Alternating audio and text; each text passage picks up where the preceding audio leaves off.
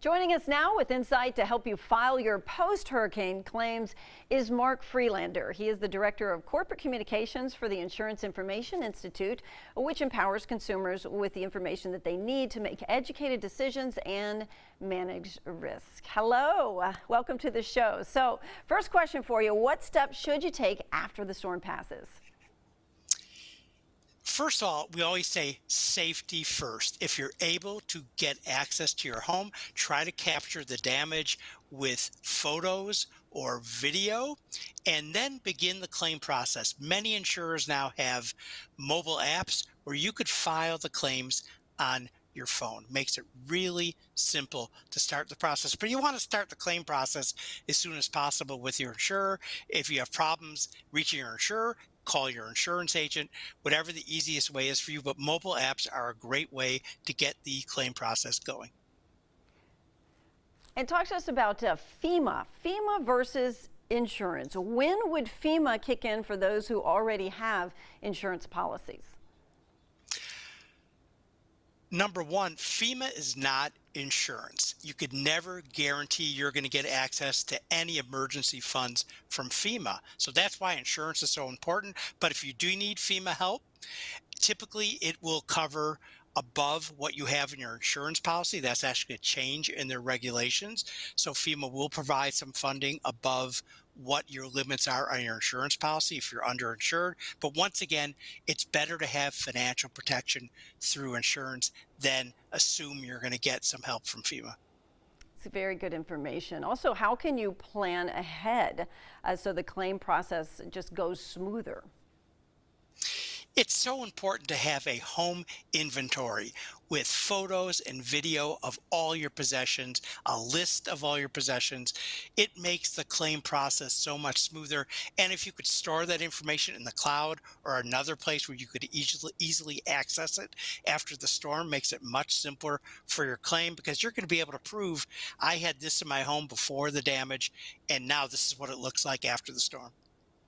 You know, that's great information, because most of us have cell phones. So it makes it so easy to just go around your house and also take pictures of your closet, you know, do a video of everything and downloading it on the cloud. That's a great idea. Also, I'd like to know, you know, we're expecting a pretty busy season. So how have insurance companies changed to become more prepared for another active season? After going through Hurricane Ian and seeing some of the problems insurers had with staffing in terms of handling claims, insurers today are in a better financial position than they were 2 years ago, and they are in a better position in terms of handling claims, having adjusters ready to assist you once you suffer the loss. So I think they basically have upgraded their procedures, which will be much smoother than some situations we saw after Hurricane Ian. That's certainly some positive information.